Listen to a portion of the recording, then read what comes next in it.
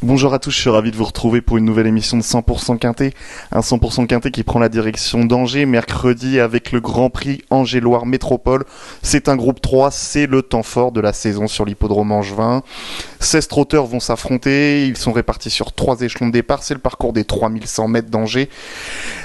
Une bonne base au premier échelon, semble-t-il, et avec le numéro 2, Alicia Bella, elle joue presque à domicile, la pensionnaire de Jean-Paul Marmion, c'est tout simplement la base de cette épreuve. Allez, tout de suite, on passe au tableau des partants avec la grille de départ. Le numéro 1, Galetsted, a effectué une bonne rentrée, c'est un candidat aux premières places. Le 2, Alicia Bella, on vient d'en parler, c'est notre favorite.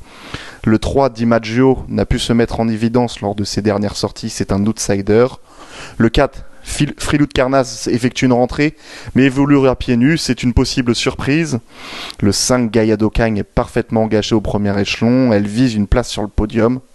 Le 6, Gospel Pat, est désormais entraîné par Antoine Lérété, il n'a rien montré depuis plusieurs mois, on laisse.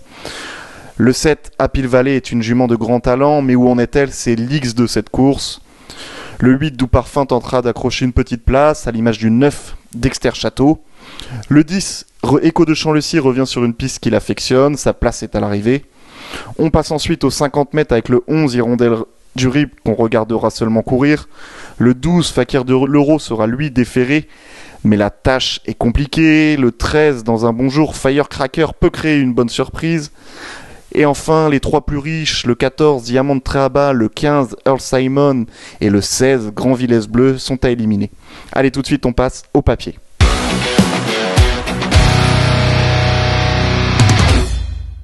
En première position de mon pronostic, j'ai placé le 2, Alicia Bella. Alicia Bella, c'est notre favorite et j'ai envie de dire, c'est logique. Elle vient de bien se comporter en terminant 3e à Laval derrière Avedream et Type A qu'elle ne retrouvera pas mercredi. C'était sa 2e course de rentrée et son entraîneur pense logiquement que la jument est encore montée sur cette épreuve. Alicia Bella, elle sera déférée des 4 pieds et on le voit, quand elle est déférée des 4 pieds, c'est du parfait tout simplement.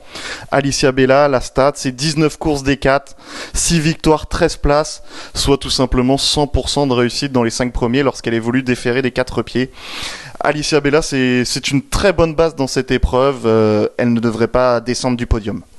En 2e position de mon pronostic, j'ai placé l'As, Galetsted. Galetsted, on le connaît bien désormais, ça a été l'une des révélations de l'année 2022. Il a explosé depuis son arrivée chez Charlie Marie, on le voit, depuis son arrivée chez Charlie Marie, Galetsted, c'est 18 courses, 14 victoires, et également 2 places, c'est 77,8% de réussite à la gagne depuis son arrivée chez Charlie Marie. Donc forcément, le cheval a gravi plusieurs échelons au cours de ces derniers mois, mais il vient de bien se comporter pour sa rentrée en se classant 7e à Laval, dans la même course qu'Alicia Bella d'ailleurs. Charlie Marie y croit, le cheval est bien engagé en tête, même si justement il monte les échelons, cet engagement au premier poteau est encore plutôt intéressant et je le vois terminer sur le podium.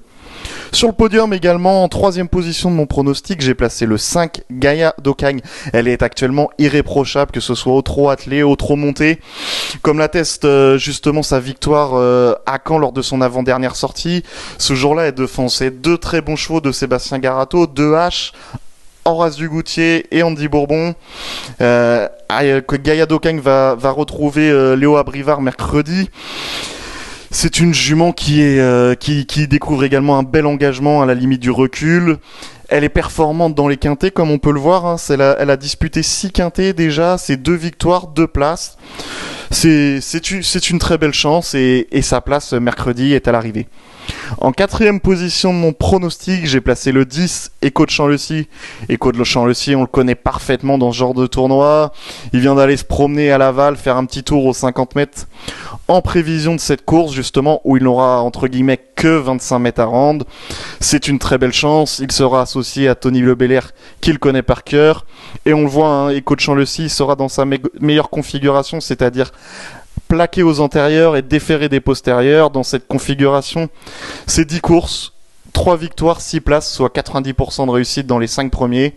Mercredi, Echo de Champ-le-Cy, qui avait terminé 2e de cette édition en 2021, devrait une nouvelle fois terminer à l'arrivée.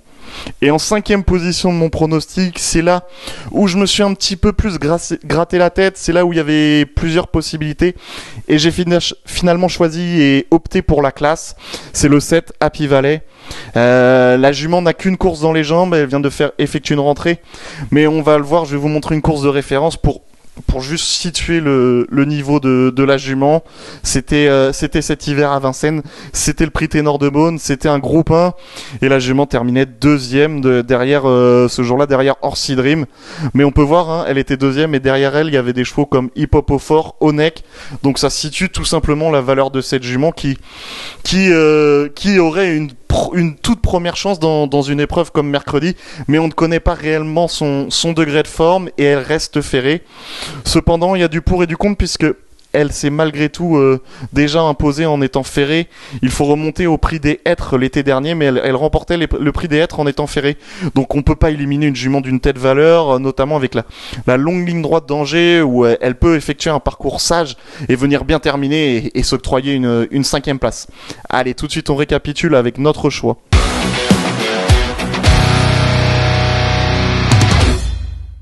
En tête de mon pronostic, j'ai donc placé le 2 Alicia Bella.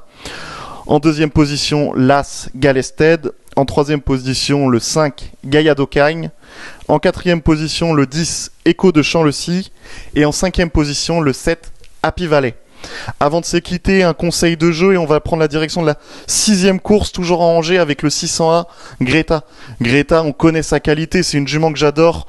Faut oublier la dernière tentative en gain, on laisse de côté, mais on regarde plutôt sa course, son avant-dernière sortie à Laval. Ce jour-là, elle réalisait une très grosse performance. Malgré une faute dans le premier tournant, elle était revenue terminer 3e. Elle réalisait vraiment une très très grande performance ce jour-là. Certes, mercredi, il y a de l'opposition, notamment Granit Mélois, mais si Greta reste au taureau, je la crois capable de battre le cheval de Pierre Belloche. Voilà, c'est ainsi que s'achève notre émission. Je vous dis bon jeu à tous et à très vite. Merci à vous d'avoir suivi cette vidéo. Alors pour vous abonner à notre chaîne YouTube, c'est ici. Et pour suivre encore plus de vidéos Paris Turf, c'est de ce côté.